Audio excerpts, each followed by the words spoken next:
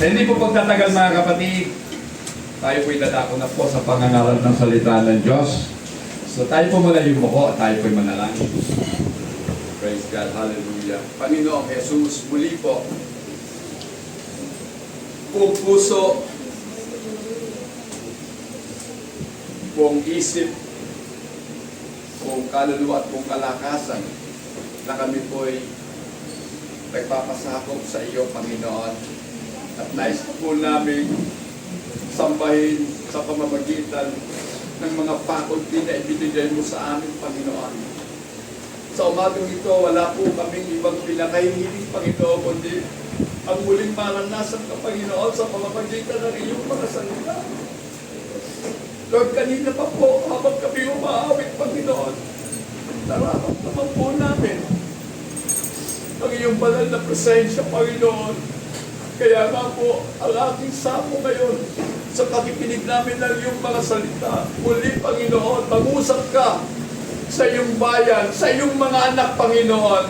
Patuloy lamang nakasangkapanin ng iyong alipin na maging daluyan ng iyong pagpapala sa umagang ito, Panginoon. Na kanyang mga sasalitain ay pawang kalooban mo, Panginoon, na alam po namin ito ay makapagbibigay ng kalakasan at lalim ng pagtitiwala ng iyong mga anak, Panginoon. Kaya sa umagang ito, wala po kaming masasabi, Panginoon, kundi salamat po sa biyayang ipinagkaloob mo sa amin. Salamat, Panginoon, sa pagkakataon na kami po'y nagkakatipon. Pangunahan mo po at pagpalain ang iyong mga anak. Ito po ang aming samot na langit sa iyong mga pangyarihang pangalang Jesus. Amen and amen. Praise God. So mga kapatid, ang ating pong subject ngayon, the faith, mga kapatid. So, fight for the faith. Amen. Kailangan po talaga ipaglaban po natin ang ating pananampalataya. Sabi nga po ni Ate Kayla kanina sa Sunday School, ay meron pa po pala, yung mga nasa labas po, pasok po kayo dito, ang dami pong bakante. Sayang po. Pag naghasit po ang Diyos ng biyaya sa labas, wala na po kayong aabutan dyan. O sa loob, wala po kayong aabutan dyan. Ang mga anak po ng Diyos, madali pong kausapin yan. Ang matigas ang ulo, hindi po anak ng Diyos. Totoo po yung sinasabi ko, mga kapatid, hindi ako nagbibiro. Ang matitigas ang ulo ay hindi po anak ng Diyos. Kailangan pa ba tayong sermonan? Kailangan pa ba tayong o baka naman sobrang luwag ko lang talaga? Dito po kayo sa loob. Okay, salamat po sa Panginoon. So, fight for the faith. Pakibasa nga po, Jude chapter 1, verse 1 hanggang 4. Santiago sa mga dinawag na minamahal sa Diyos Ama at iniingatan para kay Jesucristo. Kaawaan at kapayapaan at pag-ibig ang sa itinaway paramihin. Mga minamahal, samantalang ako'y totoong nagsisikap ng pagsulat sa inyo tungkol sa kaligtasan nating lahat, ay napilitan akong sumulat sa inyo na inaralan kayong makipaglabang masikap dahil sa pananampalataya na ibinigay na minsan at magpakailanman sa mga banal. Sapagkat may ilang taong nagsipasok ng lihim, yaong mga itinalaga ng una pa sa katulang ito. Mga di banal na pinalitan ng kalibugan ang biyaya ng ating Diyos na itinatuwa ang ating isang guro at Panginoong si Jesucristo. Amen. So, kung atin lamang pong uunawain ang sinabi po ni Apostol Judas, pero hindi po yung Judas na nagpakamatay. Ito po yung Jude na ito, kapatid po siya sa laman ng ating Panginoong Jesucristo. So gusto ko lang kasing maging klaro ang lahat. Sabihin si Judas, nangaral pa. Ibang Judas po ito. Pero pangit kasi pakinggan lalo, Judas. Ito kasi si Jude. Magkaiba yung Judas, saka Jude dapat, di ba? Bakit kaya pinagpareho doon sa Tagalog? Yan po yung question mark ko eh. Di ba? Iba yung Jude saka Judas. Si Judas, yung kung nagpakamatay na dating disciples ng ating Panginoon. Judas talaga. Ito Jude. Amen. So hindi ko po alam kung binago na lang ng mga translator yan. Pero sige, ganun pa man. Jude. Okay. So, ito pong sulat ni Jude para sa mga mananampalataya ay nagpasimula at nagtatapos sa mga salitang nagbibigay po ng comfort, nagbibigay ng kaanlawan sa buhay ng mga Kristiyano. Sapagkat kung atin lamang pong uunawain, dito po sa verse 1, sabi nga po dito, sa kanila ng mga tinawag, minahal ng ating Ama at iningatan para sa Panginoong Heso Kristo. So mapapansin po natin dyan, those who are called. Sino po ba ang mga tinawag dito? So kung tinawag po tayo ng Diyos, hindi po tayo ang pumili sa Diyos. Ang Diyos ang tumawag sa atin at tinawag niya tayo. Amen? So pinili niya tayo kaya tinawag niya tayo, mga kapatid. At dahil tinawag, may dahilan kung bakit ka tinawag ng Diyos. Mahal ka ng ating Panginoon. Amen? Because of God's love, kaya po tayo tinawag. At dahil mahal tayo ng Diyos, iningatan tayo ng ating Panginoon Heso Kristo. So kung iniingatan ka ng Panginoon, sa palagay mo, kaya kong agawin ni Satanas? Yan po ang tanong. Number 1 kong tanong. Kung si Kristo ang may hawak sa'yo at iniingatan ka, kaya ka bang agawin ni Satan? No.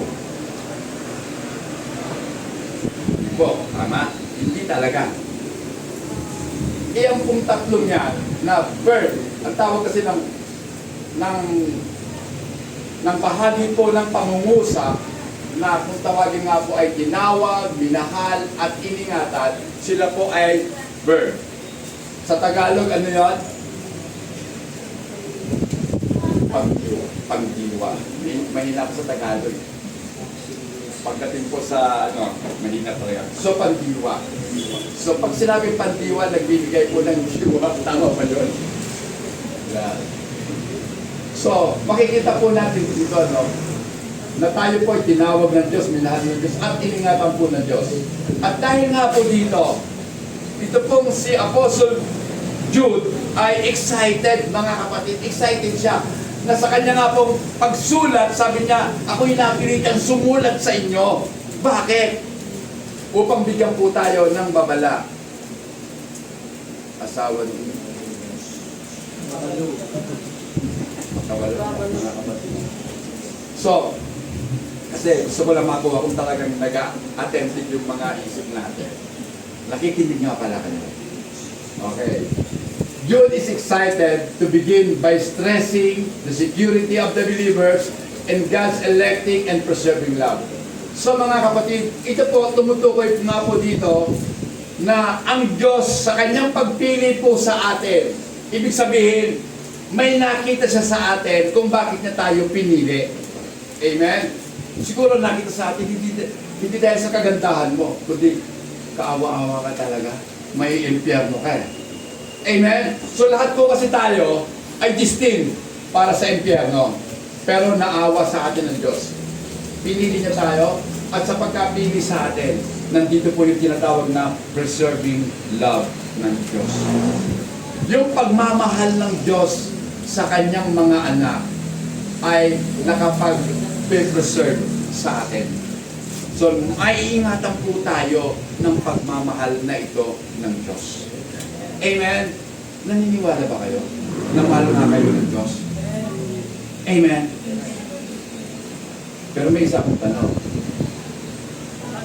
Totoo ba talaga na mahal ng Diyos ang lahat ng tao?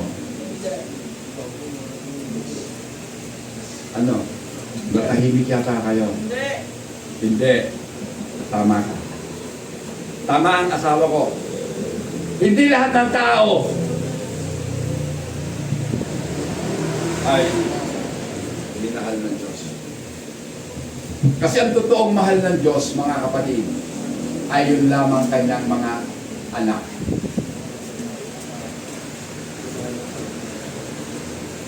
Pakisipin nyo, Pastor, mukhang ibang aral yan. Kasi pwede nyo ikatwiran sa akin yung John 3:16. Tama? For God so loved the world that He gave His only begotten Son. Pero mali po ang pagkakaintindi ng mga nangangaral na yan, mga kapatid. Dahil kung lahat mahal ng Diyos, hindi dapat lahat ililigtas niya.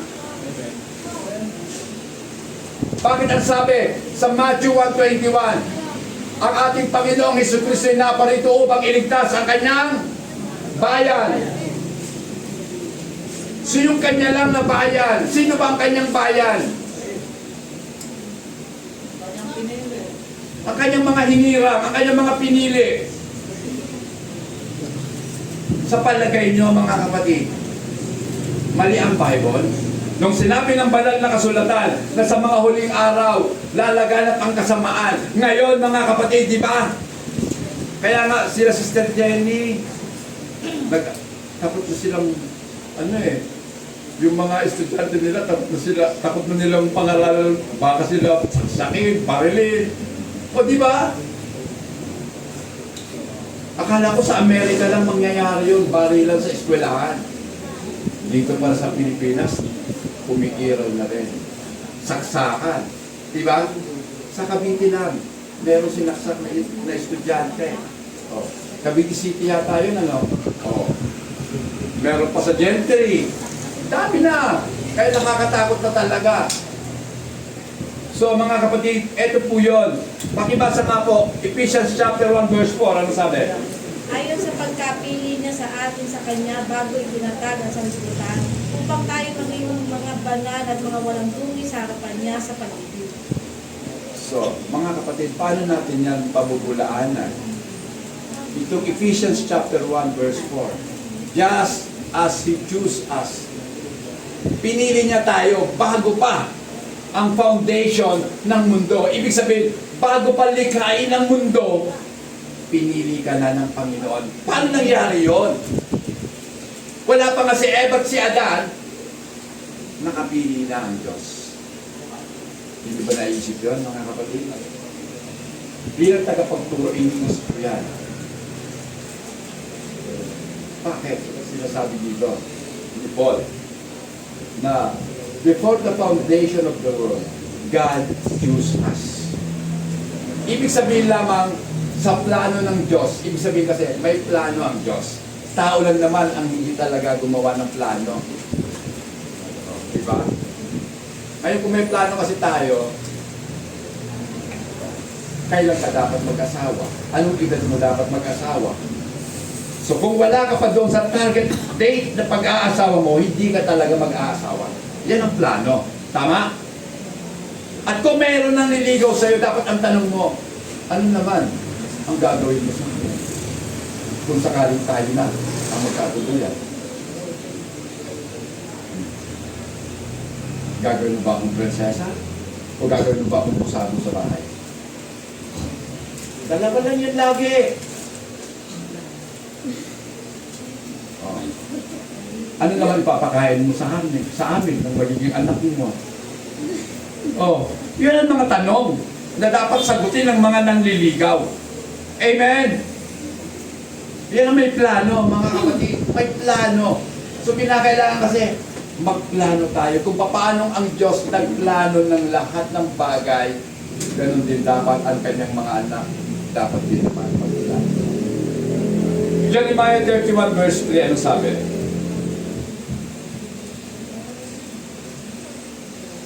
Sa Tagalog ko. Jeremiah 31:3. Okay, babasahin ko muna sa English. The Lord has appeared of old to me, saying, yes, I have loved you with an everlasting love. Therefore, with loving kindness, I have drawn you. Dahil sa pagmamahal na ito ng Diyos, ano sabi diyan? God drawn us. Ano yung ibig sabihin sa Tagalog ng drone? Hindi yung lumilipad na drone. D-R-O-N-E yun. Ito, D-R-A-W-N. Hinatak tayo ng Diyos. Diba? Mula doon, tinaltakan ng Panginoon. Amen? Di ba? Kasi ang tao, walang pakialam sa buhay. Naglalakad yan, parang zombie. Ganun-ganun lang. Meron silang patutunguhan sa impyerno lahat. Ngayon, hinalta ka ng Diyos, dito ka sa atin. Minahal kita. Naawa ako sa iyo, kaya minahal kita. Amen. Ganun po ang Diyos. Yung pagmamahal niya sa atin, everlasting love. Kung may everlasting love, ibig bang sabihin, pansamantala, pwede ka bang mawala? Kung minahal ka ng Diyos, mawawala ka ba sa Kanya? Imposible po yun, mga kapatid. That's impossible. Minahal ka na ng Diyos, tapos pababayaan ka. Ang dami pong mababiolate, maraming magiging contradiction sa Word of God kapag tayo po na minahal ng Diyos ay itataboy ng Diyos. Ang sabi ng Panginoon, wala akong itinataboy sa mga anak ko. Diba? So doon po sa huling sinulat, sa huling verse na sinulat nga po ni Jude, sa verse 24, ang sabi po doon, God is able to keep us from falling. So, able siya. Meron siyang kakayanan upang tayo maingatan, upang, bumagsak. Iingatan kanya para hindi ka bumagsak. So, nandoon yung pag-iingat ng Diyos sa atin. Jude begins and ends his letter by assuring believers that God exerts His omnipotence to keep them from falling away from the faith. So kung ang ating Panginoon, iniingatan tayo para hindi tayo mawala sa pananampalataya, ano naman ang dapat nating maging tugon? Mga kapatid, God has called us out of unbelief, therefore, we know that He will keep us from falling. Mula po sa kawalang pag-asa, mula doon sa walang paniniwala natin sa Kanya, tayo po ay tinawag niya. Amen. Mula sa hindi natin pagtitiwala sa Kanya, tinawag niya tayo. Pakibasa na po, Hebrews 13 verse 21. At ay pagkasakdalinawan niya kayo sa bawat mabuting gawa upang gawin ang kanyang kalooban, na gawin sa atin ang nakalulugod sa pamilya sa pamagitan ni Jesucristo, na magpasa kanya nawa ang kalwalatian at pakailanman siya nawa. Amen. So, kaya nga po, nung tayo po'y tinawag ng ating Panginoon, hindi lang tayo tinawag, basta lang tatawagin ka na wala ka namang walang gagawin sa iyo ang Diyos. Meron po. At ang sabi nga po dito, ginawa tayong sakdal. Sa English po, God make us complete. Pag sinabing kompleto, walang labis, walang kulang. Para saan? Para sa mabubuting mga gawa. Ibig sabihin, lahat ng Christian, take note mga kapatid, lahat ng Kristiyano dapat gumagawa ng mabubuting gawa. Amen. Kaya alam na, yung mga tao na hindi gumagawa ng mabuti, they are not believer of Jesus Christ. Amen? Amen. Kung ang ginagawa po nila, puro kabalintunaan ng katotohanan, alam mo na, kung ano sila. Alam niyo ba ang kalaban ng Kristiyano? Kung sino? Hindi po nakakatakot si Satanas. Mas dapat yung ikatakot. Minsan, ang kalaban po natin, nasa loob lang natin. Amen! Yung pong mga hindi totoong Christian. Ang tawag po dyan ng Bible, professing Christian. Sa salita lang sila magaling. Pero sa actuality, sa pagsasagawa ng sinasabi nila, wala. Kung babasahin po natin, Jude chapter 1 verse 4, tingnan natin mabuti. Wala na po yan sa ano ko. Naisip ko lang. Okay. Jude 1:4, anong sabi? 1:4. Sige po. Sapagkat may ilang tao nagsipasok ng lihim, yaong mga itinalaga ng unang pa sa kaulang ito, mga di banal, na pinalitan ng kalibugan ng biyaya ng ating Diyos, na itinatagwa ang ating isang guro at Panginoong si Yesu Cristo. For certain men have crept in, pumasok, gumapang, papasok. Unnoticed, hindi natin naramdaman. Kasi kamukha rin naman natin eh. Nag-hallelujah din. O, di ba?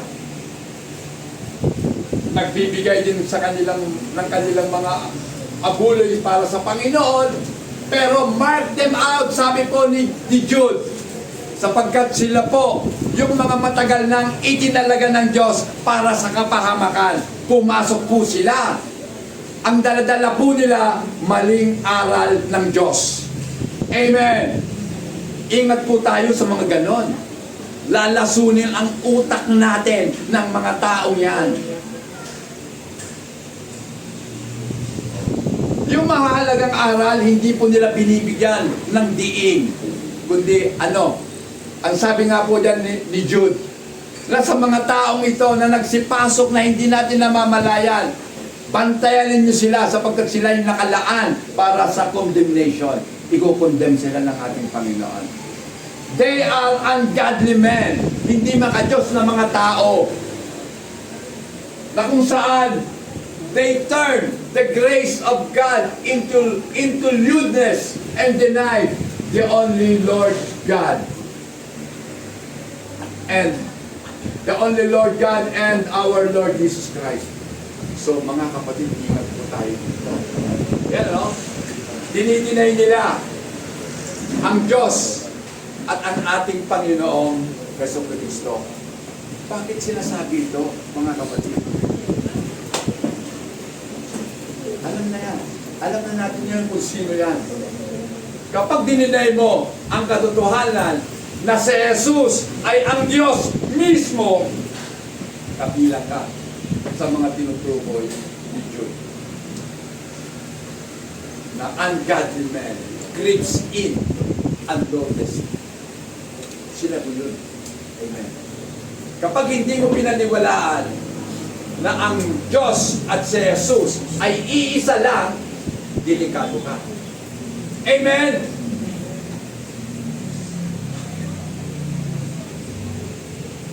Sino ba nagdala ng aral na yan?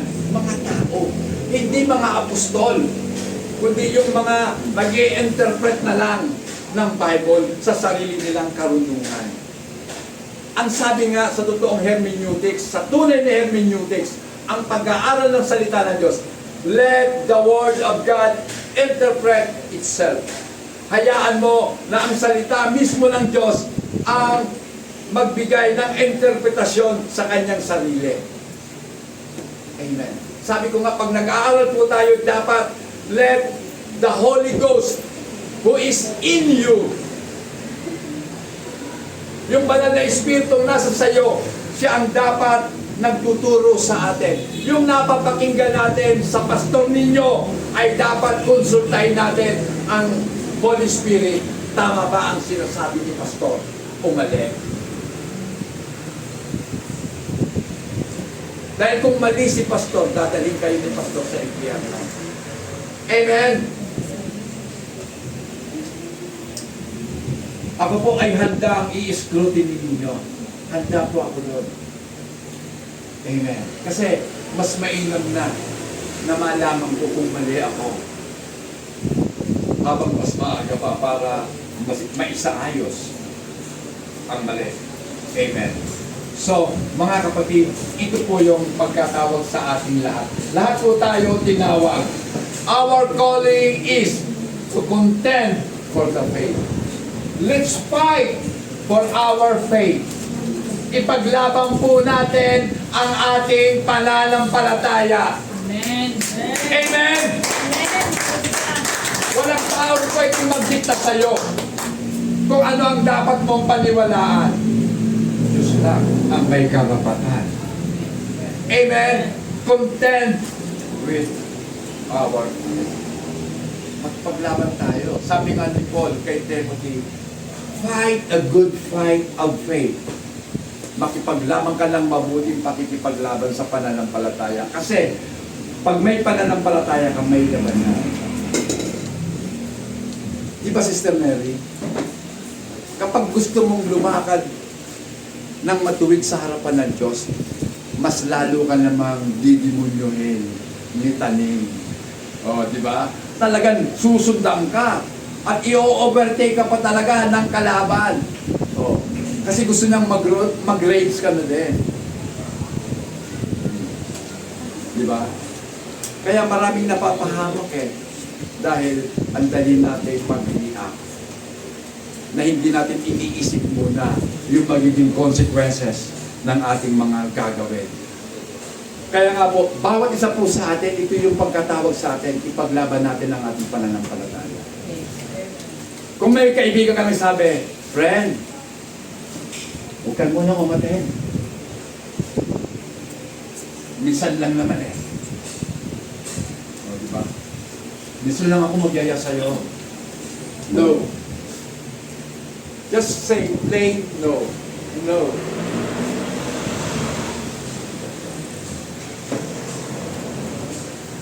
Ganun po dapat, mga kapatid. Kasi ang pagsasalita mo ng no sa harapan ng Diyos, napakaganda. Tinanggihan mo ang mundo. Tinanggihan mo yung bagay na maglalayo sa iyo sa Diyos. Diba? Kasi ang tinitingnan ng Diyos, mga kapatid, hindi yung ating mga ano eh. Pwede nakikita yung gawa mo. Pero pwede kang gumawa. Pero iba ang motibo mo. Amen? Gumagawa ka nga, pero meron ka palang hidden motives, mga kapatid. Ganyan na ganyan sa Satan. Ganyan sa tumira. Pailalim. Oh. Diba? Pag nakuha ka niya, okay, hanggang dyan ka lang pala. Sabi ko nga eh, ayuda lang pala ang katapat. Diba? Pagdating sa simbahan, nag-aantay na ako, alas 9 na, wala pa. Pero pustahan po tayo. Ay, bakit nga ba sabi ko ng pustahan? Oh. Sorry. Ano na lang? Kung sakali man na ako'y magkapera, sabihin ko sa inyo, ang maaga, may 500. Ang pupunta dito ng mauna sa akin, siguro uunaan nyo pa ako. Wala pang alas 8, nandito na kayo. Pastor, tagal mo naman. Nandito na kami. Asan yung 500? Ibig sabihin, 500 dyan pala tayo. Diba? So, hindi tayo naglilingkod sa Diyos dahil lang sa pagpapala. Hindi tayo naglilingkod sa Diyos dahil lang sa himala. Ang gusto po natin, maingatan yung ipinagkatiwala ng Diyos sa atin. Amen. Yung faith, ibinigay yan eh. Binigay ng Diyos yung faith sa atin. Ngayon, ingatan po natin. Pero ina-assume tayo ng Panginoon, walang pwedeng umagaw sa iyo ng pananampalataya niya. Amen. So, ibig pang sabihin, dahil sinisiguro na ng Diyos na ikaw ay magtatagumpay, magpapabaya ka na lang. Bibitawan mo na yung rifle mo. Mananalo naman kami sa laban na ito. Hindi na ako makikipaglaban. Pero kasi napabasa mo kasi magkakaroon tayo ng tagumpay. Ngayon, hindi ka nalalaban. Bibitawan mo naman yung rifle mo, yung baril mo. Kasi sabi naman ng Panginoon, magtatagumpay tayo. Mali pong ano yan, maling ideya yan. Dahil ang totoo, yan po yung ginagamit ni Satan na panilin lang sa mga tao. Diba? Halimbawa, doon na lamang po sa mga LGBTQ+. Oh. Grabe ito. Grabe ka naman, Pastor. Tinitira mo na kami. Doon po sa mga LGBTQ+ na to, dyan ako nabubulol-bulol eh. Pero dinadahan-dahan ko lang, hindi ako mabubulol. Diba? Parati po nilang binabanggit, God is love. Diba? Love. Tama naman. Nakalagay sa Bible, God is love. Pero, mali ang kanilang interpretasyon ng love. At hindi nila nalalaman ang counterpart ng love. If God loves life, then therefore, He hates, mga abortionist. Diba? Yung mga nagpapalaglag, napupuot sa kanila ang Diyos.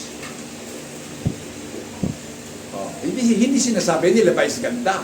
Sinasabi lang nila love, love, love. At kung love daw ay masaya, ano ba yun? Ano ba yung pakasabi? Ito naman. Asan ba yung mga nakapirto ako kahapon? Sabi nila, sabi rin ni Vice Ganda, ito ha, Sa langit. sa langit daw, masaya. Masaya. Kasi may bakla. Masaya daw. Kasi meron daw mga kurtina sa langit. Ano ba pakasabi? Na ang may gawa daw noon, mga bakla. Dahil kung wala daw bakla, walang magagandang kurtina. Bakit ito mga kurtina to? Gawa ba ng bakla? Ibig ko sabihin, bakla na rin ako. Kasi isa ako dyan sa mga... Ay, nagkapit lang pala kami. Okay. Pero, yung pagpili mo ng mga color, kabakla ba yun? Hindi. Kaya nga ingat po tayo. Baka, kasi mga kapatid, ngayong panahon na to, mapanganib na ang mundo. Amen. Napakaraming influencer na inihasit si Satan. Ini-influensya. Kasi ang mga kabataan, puro cellphone ang hawak. Social media. Asan yung mga kabataan dito? Sila ang sabi. Social media. Yung mga games nyo, alam nyo ba yung mga games nyo yan? Walang nagsasabi na yun ay gawa ni Satanas. Kundi dito lang sa pulpitong ito, sasabihin ko sa inyo, gawa ni Satan yan. Bakit? Kasi counterpart yan ng paglilingkod natin sa Diyos. Mas naglilingkod tayo sa laro, sa mga developer na yan. Hindi nyo alam? Nagkakapera yung developer ng laro dahil sa inyo? Kung walang tumangkilik dyan, wala yan. Diba? Eh kayo, panood kayo ng panood ng mga, tapos nire-repost nyo pa yung mga influencer na yan, hindi nyo alam, nagkakapera sila. So, ibig sabihin, kasabot kayo sa kanilang pagiging sikat. Kasabot kayo. Mananagot kayo sa Diyos. Kasabot tayo eh. Kaya ako hindi ako naglalike sa kanila. Hindi ko nire-repost yun. Ang ginagawa ko, pinapasok ko muna sa akin. Saka ko isi-share. Wala na sila doon.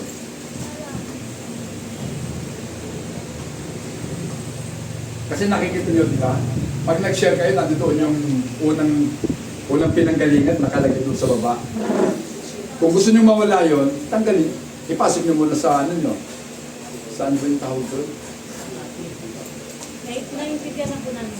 O, di ba? Mga master kayo dyan. So, ganyan. So, ganun ang ginagawa ko mga kapatid. Pag nag-share ako ng ano, ganun mo lang. So, ito po. Pakibasa nga po, Jude 1:24.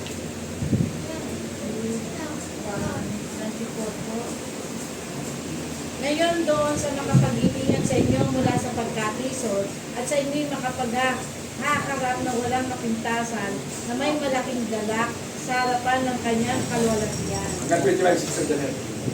25 po. Sa iisang Diyos na ating tagapagligtas sa pamamagitan ni Jesucristo na ating Panginoon ay sumasa kanya nawa ang kalwalatian, ang karangalan, ang paghahari at ang kapangyarihan sa kaunawang panahon at ngayon at magpakailanman siya nawa. Amen. Dito po ipinapakita ni Jude na ang panahon sa kanyang kapaligiran ay totoong mapanganib. Amen.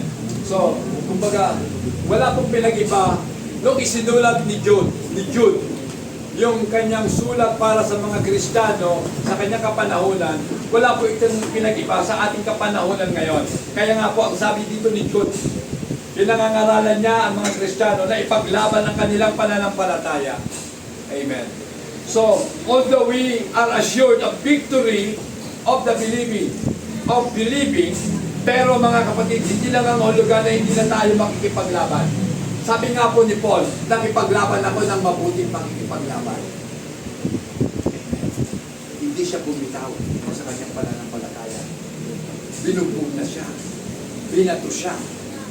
Diba? Lumubog na yung barkong sinasakyan niya, nagpaanib siya sa dagat ng isang gabi.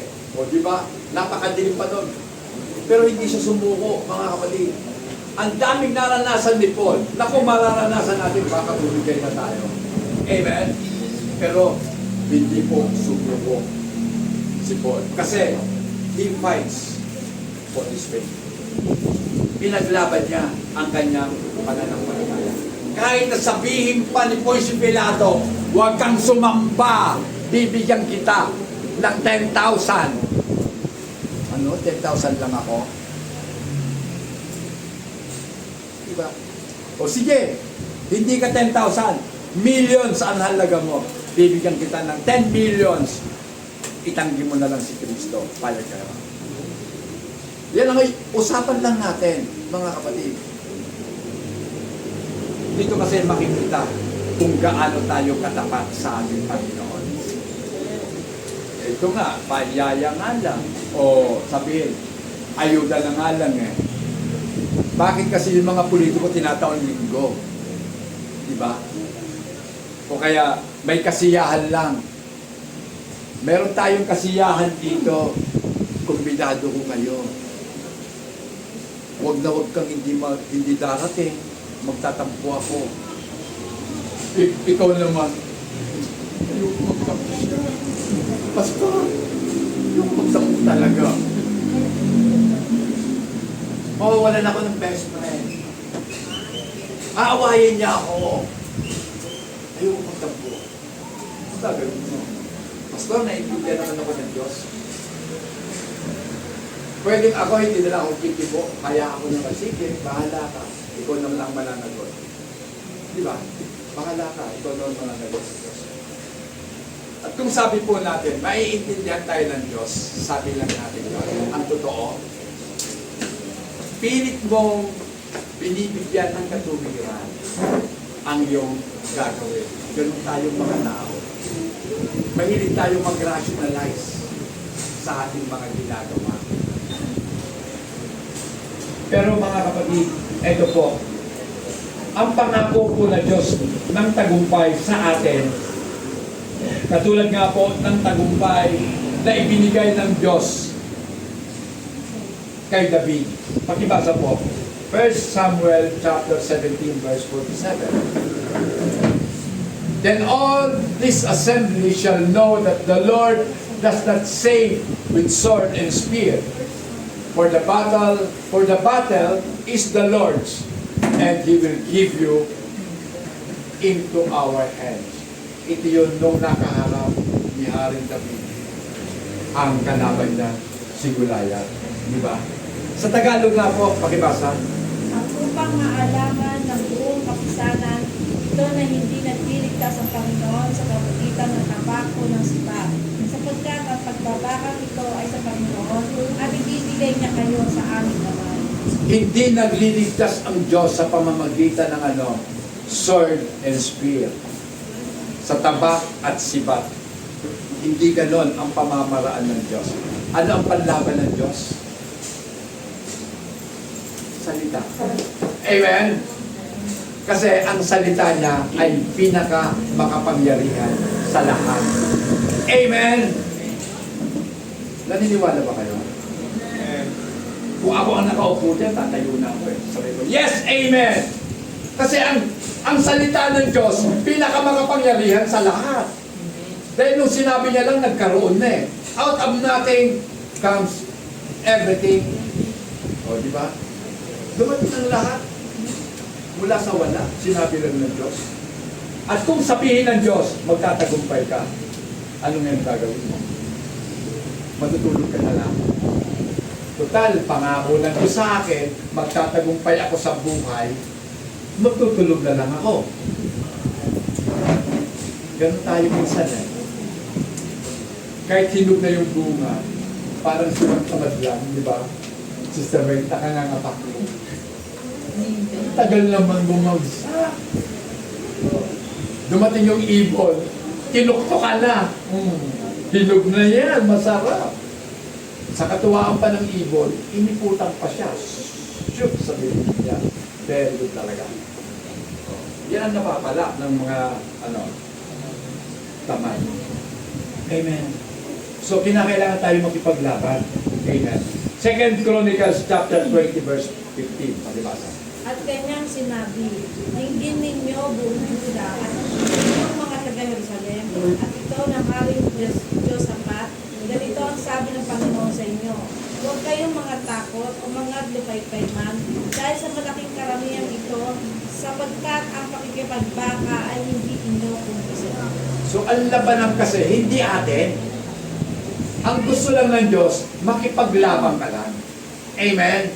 Kumbaga, eto, ano ba yung sa mga gamer? Lumalaban ka lang, pero meron talaga nag-ooperate sa'yo. O diba? Yung karakter, lumalaban, pero meron nag-ooperate. Parang ganun tayo. Lumalaban tayo, pero nag-ooperate sa atin ang Panginoon. Amen? So, paano ka matatalo? O, diba? Paano tayo matatalo kung ang Diyos ay kasama natin sa labanan? Amen. At ang pangako na nga ng Diyos don't be afraid, King Jehoshaphat. Huwag kang matakot, Haring Jehoshaphat. Sapagkat ang labanan hindi para sa iyo, sa Diyos yun. Ang gusto lang ng Diyos, magpakita ka lang, lumabang ka lang, siya na ang bahala sa iyo. Amen. So ganun po tayo mga Kristiyano. Kahit tila imposible, nakikita nyo naman siguro mga sticker yan. Nakikita natin sa mga kotse. With God, nothing is impossible. Naniniwala ko na doon. So, meron po apat na aspeto na dapat po natin ikonsidera dito po sa ating pag-aaral na ito. The aspect to consider. Dito po sa fight a good fight of faith. So, number one, there is faith once for all delivered to the saints. So, meron daw pong pananampalataya na minsan ay ibinigay sa mga banal. So, meron talaga. So, yung faith na meron ka, hindi mo gawa yon. Hindi yung kusang umusbong sa kaisipan mo para maniwala ka. Ang tunay na pananampalataya may pinanggalingan sa Diyos siya ng galing. Binigay sa'yo. That is faith. Amen. Galing sa Diyos yun. Wala tayong ambag sa faith natin. Regalo nga yan. It is a gift from God. So, eto na, mga kapatid. Faith is the truth we believe about the one we trust. Amen. Yung faith na meron tayo, ito po yung katotohanan na ating pinaniniwalaan tungkol sa nag-iisa na ating sinasampalatayaan. Sino yung nag-iisa? Ito po, si Jesus Christ. The one true God. Wala nang iba. Kung meron nagtuturo na ang tunay na Diyos ay yung Ama, umalis na kayo doon. Dahil maraming Ama. Amen. Even Satan, ipinapakilala siya ng Bible, ama din si Satan. Ama ng kasinungalingan. Yan daming ama. Sa Pilipinas na lang, ang daming ama eh. Sino ba ang ama ng wikang pambansa? Alam nyo? Oh, Manuel Quezon, ama ng wikang pambansa. May sasabihin nila, ang tunay na Diyos yung Ama. Sino nga? Ano ang pangalan ng Ama mo? Ay, si Ama! Huwag na tayo ipagtalo sa kanila. Panalo mo sila sa kanilang sarili. Pero ang totoo, sabi ni Jesus Christ, ako, sabi niya, at ang Ama, iisa lang. Amen. Ang nakakita sa akin ay nakakita na sa Ama. bakit mo pa siya hahanapin, Philippines? O diba? Simple lang mga kapatid. Ang kaligtasan po ng tao ay nasa ating pong personal na relasyon sa ating Panginoon. Hindi tayo maliligtas kung hindi ka naging anak ng Diyos. At dahil anak ka ng Diyos, meron kang relasyon sa Kanya. Walang anak ng Diyos na pasaway. Tama ba ako? Walang anak ng Diyos na pasaway. Lahat ng anak ng Diyos masunurin sa kanilang mga magulang. Huwag mong sabihin masunurin ka sa Diyos. Hindi mo nga sinusunod yung magulang mo, Diyos pa kaya susundin mo? Imposible yun. Magtatanong kayo, bakit pastor? Kasi ang Diyos hindi nyo nakikita. Tama? Yung nga magulang nyo, kitang-kita nyo eh. Nandidilat na yung mata. Galit na. Pero ikaw, anong sabi mo? Wait lang. Wait lang po. Oh. Diba? Tayo. Tapos sasabihin mo, Kristiyano ka. Ang tawag sa ng Bible, professing Christian. Patunayan mo muna na Kristiyano ka. Gawin mo kung ano ang dapat mong gawin. Amen. Personal relationship with Jesus. Christianity is primarily a relationship with Jesus rather than a set of ideas about Him. Minsan kasi, oo, marami kang alam sa Bible. Maraming mga preacher, alam na alam sa ulado. Nabasa na raw nila ilang ulit na mula Genesis hanggang Revelation, alam nila. Pero ang tanong, do you have a personal relationship with Jesus? Kasi, ang ililigtas lang ng Panginoon ay isang pamilya lang. Amen! Sino ba ang nakaligtas doon sa Noah's Ark? Di ba pamilya lang ni Noah? Tama ba? Pamilya lang ni Noah at yung mga hayo, sila lang. Ngayon, ang ililigtas ng Diyos, yung pamilya lang ng ating Panginoong Hesus Kristo. Yung dating church namin, ang pangalan, Household of God. Household of Jesus Christ, ano? Kila Pastor Ed Arquines. Ay, di Pastor Ed, ano ba yun?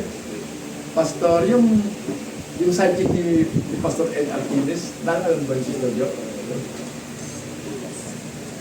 Nakalimutan mo yung pangalan niya. Po? Hindi. Yung taga-tagid din yun eh. Pumupunta dito yung kilala mo yung Pastor Ed. Si Arquines. Yung mga tropa ni Pastor Arquines, nakalimutan mo. Pero naging kasama rin ni Pastor Lumalagan. Yeah. So, household. Kasi household lang talaga, isang pamilya din lang ililigtas na ang pinakatatay natin, ang Panginoong Yesu Cristo. Tayo yung mga anak. Kaya tinatawag niya tayong anak at siya ang ating ama. Diba? Nung magturo ang Panginoon, how to pray, sabi niya, ganito kayong manalangin, Ama namin nasa langit. So, relationship, pamilya. May ama, may mga anak. Walang nanay yun. Okay. So, dito po kasi, kinakailangan po alam natin yung katotohanan. So, ang tawag po dito ng Bible, objective truth. Ano ba yung objective truth, mga kapatid? It is the truth about God and Christ. Yun po yung magiging object natin. Katotohanan patungkol kay Kristo at sa Diyos. Ano ba, sino ba si Kristo? Sino ba ang Diyos? Kasi minsan, sa mga tagapagturo, sa mga preacher, hindi nila masyado inaaral lang mabuti, items by item. So, pero dito po sa atin mga kapatid, palibasa nga ako po ay teacher, gusto ko kasi maintindihan natin, what is the truth about God? So, ang God ay Espiritu, tama? Hindi natin nakikita. Pero ang Espiritong ito ang nagsasalita para makilala. Kasi hindi mo nakikita. Pero dapat mo siya makilala. Paano mo siya makikilala unless hindi siya magsalita para magpakilala? So, hindi lang siya nagsasalita dahil maliwanag na sinasabi sa John chapter 1 verse 1, in the beginning was the Word, and the Word was with God, and the Word was God. Sa verse 14, and the Word became flesh and dwelt among us. So nagkatawang-tawang salita at nanahan sa gitna po natin at nakilala natin siya sa pangalan Jesus Christ. So yun na po yung Diyos. So Jesus Christ, siya po yung nag-iisang tunay na Diyos. Amen. Ngayon mga kapatid, puntahan na po natin ang number 2. This faith is worth fighting for. Yung pananampalatayang meron ka is worth fighting for. Alala niyo ba si Ninoy Aquino? Sabi ni Ninoy Aquino, the Filipino is worth dying for. So, kay Kristo, alam ko, dito yung kinuha ni Ninoy eh. Okay. Sabi, tayo daw pong mga Kristiyano, itong pananampalatayang meron tayo is worth dying for. Was worth fighting for. Dapat talaga natin ipaglaban ito. Yan. Jude told us to contend for what we believe. There is a truth worth dying for. This is hard to our relativistic culture to understand. Totoo po yun. Mahirap unawain ng kasalukuyang kultura natin, which is relativistic, mga kapatid. Pag sinabing relativistic, ibig sabihin po na, parang pareho lang. Lahat ng bagay, pare-pareho. Sabi nga nila maraming daan patungo sa langit. Parang sinasabi nila, may daan ng mga Hudyo, may daan ng Iglesia ni Cristo, may daan ng Mormons, lahat yan patungo daw sa langit. Mali. Kasi klaro ang sinabi ng ating Panginoong Hesus Cristo. Sinabi niya, I am the way, the truth, and the life. No one comes to the Father except through me, sabi ni Jesus. So siya po talaga ang daan. Ngayon kung hindi tayo dadaan sa Panginoong Hesus, hindi mo makikilala ang Diyos na totoo. Unless na makilala mo kung sino talaga si Jesus Christ. Kasi siya po yung magpapakilala kung sino talaga ang Ama. Tama? Kaya nung sinabi ng Panginoon, ako at ang Ama iisa lang, hindi naniwala ang mga Hudyo. Babatuhin pa nga siya. That is blasphemy. Pamumuso niyan. Naku, magalis. So, sa event na. Kaya pa po yan.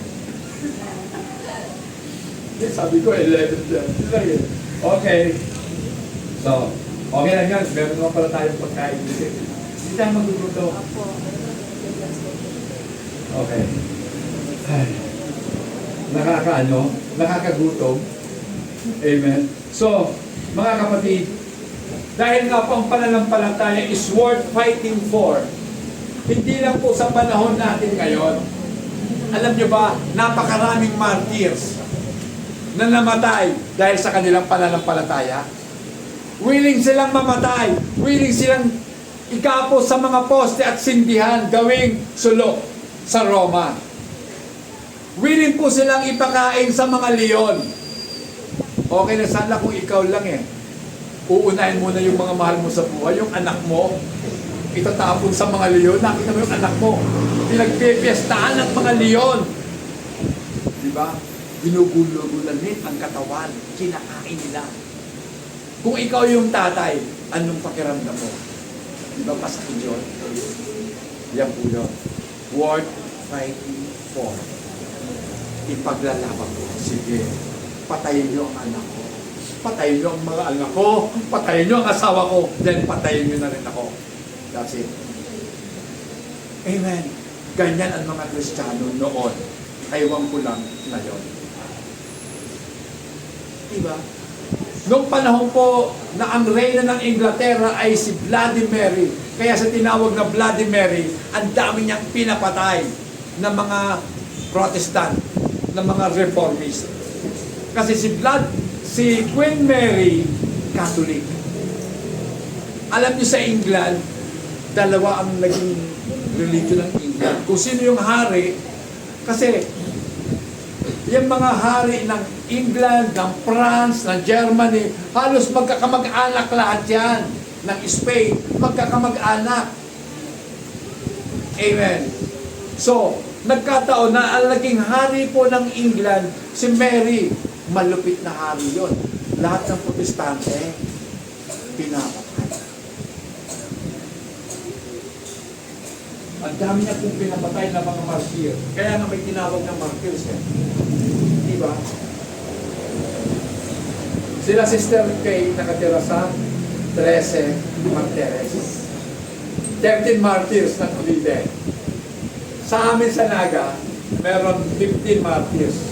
Kaya meron kaming plaza na kung tawagin namin ay 15 martires. Nandun yung mga mukha nila nakalagay. Sa 13, hindi ko lang alam kung sino yung mga martyrs sa 13. Meron talaga. Sana tayo din. Mamatay din tayo mga martyrs. Ano gusto nyo? Mamatay kayo na binangungutla? Walang kwentang kamatayan? O namatay ka dahil sa pananampalataya ni Kristo? Amen. Kung iisipin, minsan ka lang mamamatay. Tama? Minsan lang. Kung makakapili lang, Lord, kailan ba kami makakaranas ng ipakain sa Diyon? Masakit yun. Diba? Siguro, basta nasasabi mo lang kasi wala pa eh. Ewan ko lang. Sabi ko nga, ang prayer ko lagi sa Panginoon, Lord, ang kahilingan ko po sa'yo, lagi mong ilagay sa isip ko yung katinuan. Kasi kung ako'y mababaliw, mayroon ka baka itatwa ko na ang Panginoon. So, pero kung matino pa rin ang utak natin, hanggang sa kamatayan sa Panginoon. Amen? So, mga kapatid, ganoon.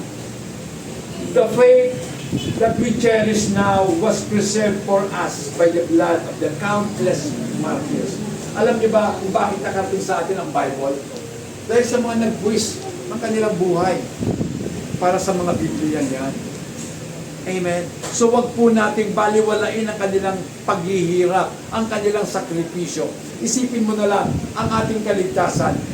Naligtas tayo dahil kay Kristo. Amen? Ipinako siya sa krus. Pero bago siya ipinako, pinahirapan muna. Amen. Pero sa mga nagpahirap sa kanya, itong sabi ng Panginoon, Ama ko, patawarin mo sila. Hindi nila alam ang kanilang mga ginagawa. Bakit hindi alam? Patay kasi sila. Amen. Meron bang patay na nakakaalam? Wala. Patay sila. Spiritually speaking, they are dead. So, wala silang pakialam. So, ito po yung naging warning, mga kapatid. Ang sabi nga po dito, this faith is repeatedly treated from within the church. The worst enemy of Christianity are those professing Christians who do not hold to the faith once for all delivered to the saints.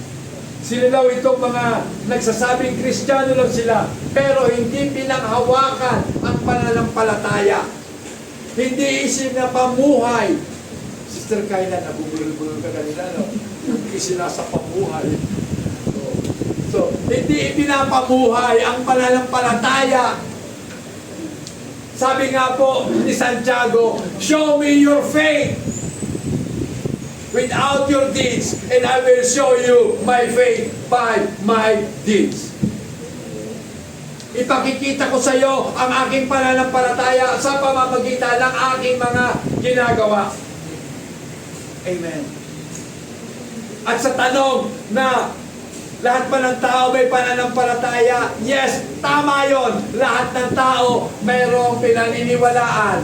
Pero we must always qualify that what faith is that you are talking about. Ano ba yung pananampalataya ang pinaniniwalaan mo? Paniniwala ko sa nag-iisang Diyos? O hindi?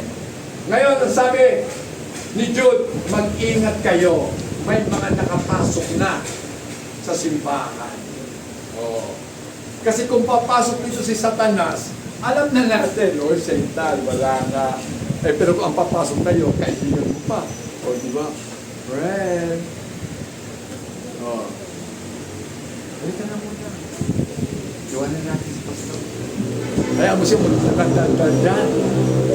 Huwag tayo sa labas. Chika muna tayo. Meron ako sasabihin sa'yo, magkakapiraan. Oh. Siyempre, pera yun.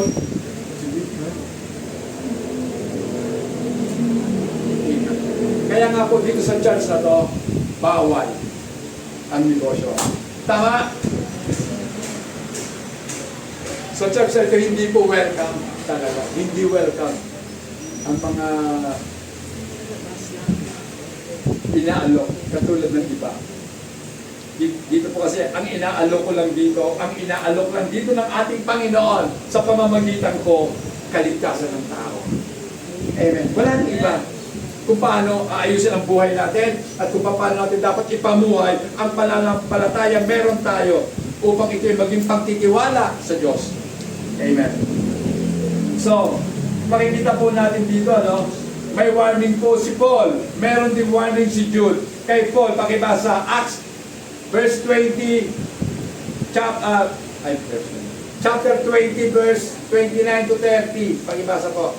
Aking talastas na pag-alis ko ay magsisipasok sa inyo ang mga ganid na loko na hindi magpapatawad sa kawan. At magsisilitaw sa mga kasamahan din ninyo ang mga taong mga nagsasalita ng mga bagay na masasama upang magdala ng mga alagad sa kanilang hulihan. O, diba? For I know this. Alam daw ni Paul na mangyayari ito. That after my departure, kapag namatay na daw si Paul, savage wolves will come in among you. Kasama na ninyo yun. Bigyan lang siyang tatayo. O, patay na si Pastor, ako na. O, ngayon, aaralin na kayo ng ibang aral sa itinuro ng Biblia. Binaluktot nila ang katotohanan. Sinabi nila ngayon, hindi ito yun. Na ang Diyos ay iisa na. Tatlong persona sila. Oh, di ba? Papaniwalain kayo. Magkukot sila ng mga verses para maniwala kang tatlong persona nga talaga ang Diyos. Nasaan na? Ang itinuro ni Pastor sa inyo na aral din naman ng Diyos na totoo. Na meron lang nag-iisang Diyos. From Deuteronomy chapter 6 hanggang po sa Revelation, isang Diyos lang naman ang makikita mo sa langit. Amen? Makikita mo ba doon? Tatlong Diyos o tatlong persona ng iisang Diyos? Ano ba sila? Holy Trinity. Sino ba dito ang alam? Dati, nagsisimpo sa Holy Trinity. Yes. Mabuti lang, honest tayo. Kasi ang simbahan po doon sa may 4-7, Holy Trinity ang pangalan. Banal na Trinidad. Yun. Holy Trinity. Tatlong persona sa iisang Diyos. Paano ba? Pastor, dalilin naman yun. Parang itlog, sabi niya. Merong shell. May laman. Yung laman niya, dalawa. May yolk, saka may puti. Diba? May dilaw, may puti. May shell. Itlog. Isang itlog, tatlong bahagi. Tatlong persona daw. Galing din itong paliwanag, no? Marami naman naniniwala. Siyempre, ang husay nilang mga magsalita eh. Pero pag, alam mo, sila, ang mga, ako naniniwala na si Pedro, hindi siya mahusay ng salita. Siyempre, mga mangingisdalan yun eh. Pero si Paul, aral. Si Pablo, pag sumulat sa mga sulat ni Paul, aral kasi siya kay Gamaliel. Kaya mausay siyang mag-line up ng mga salita. Ganun pa man, sinasabi po ni Paul sa verse 30, also from among yourself men will rise up speaking perverse things to draw away the disciples after themselves. Kita mo na yan?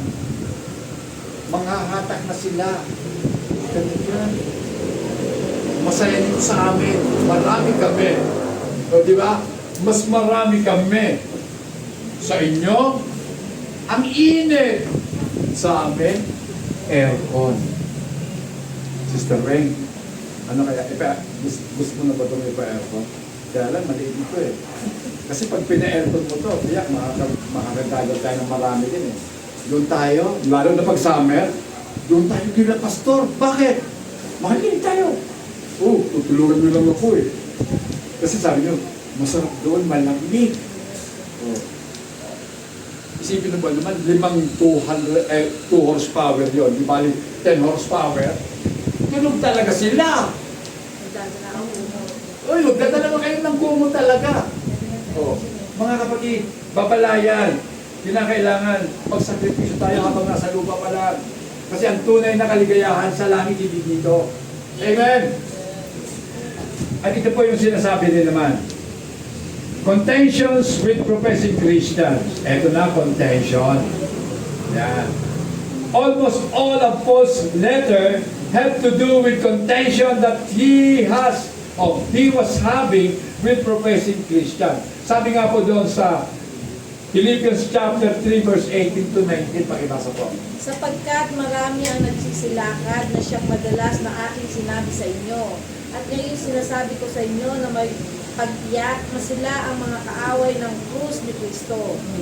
Na ang kanilang kaninatnan ay ang kapahamakan. Na ang kanilang Diyos ay ang tiyan. At ang kanilang kapurihan ay nasa kanilang kahihiyan. Na nag-iisip ng mga bagay na ukol sa lupa. Yes. Hindi, no? Nag-iisip ng mga bagay na tungkol sa lupa. Ang dami kong nakikita niyan, mga kapatid, hindi ko na iisa-isahin pa. Even pastors, ang utak nasa lupa. Amen.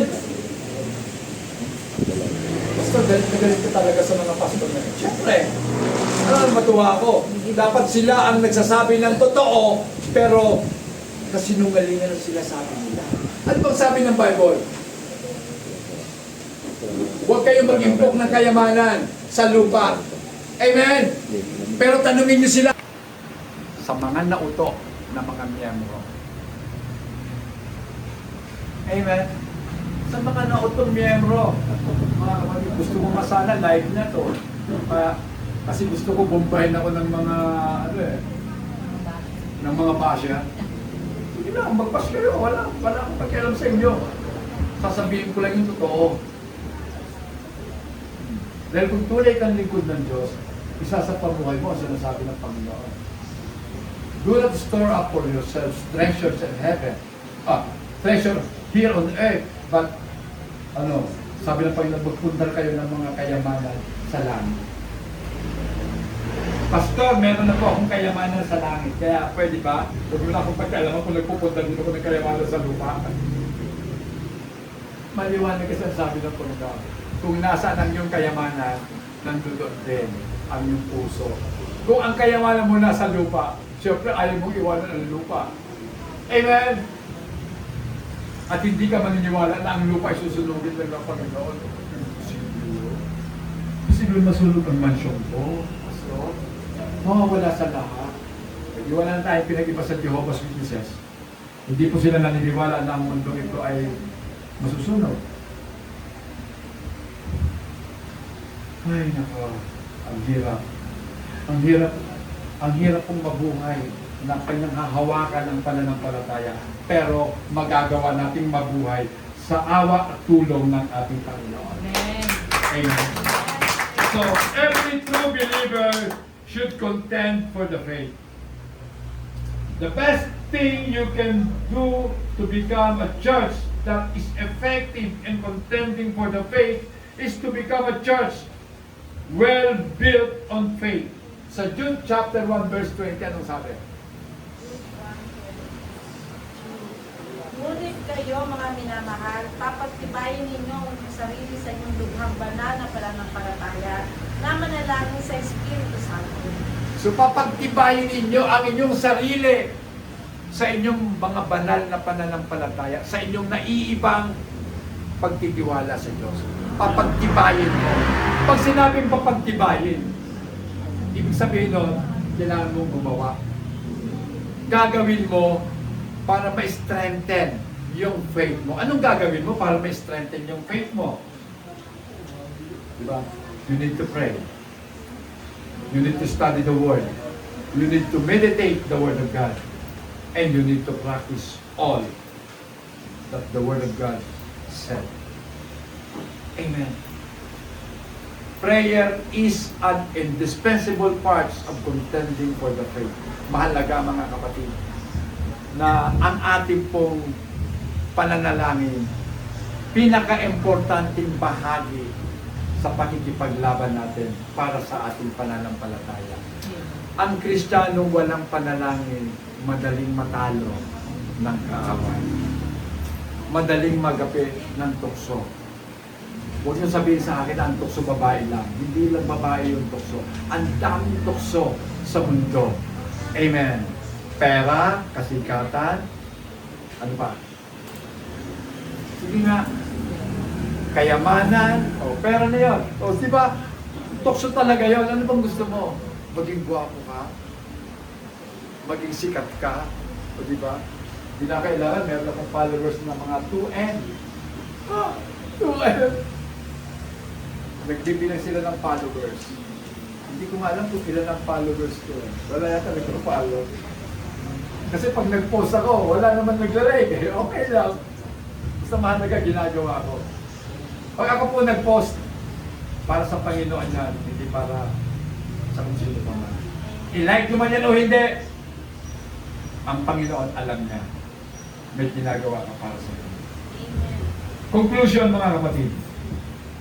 Yan, salamat. Fighting for the faith is never merely academic exercise or intellectual in nature. It is the source of all false doctrine. The source of all false doctrine is the pride of man's heart. Yung pala ang dahilan.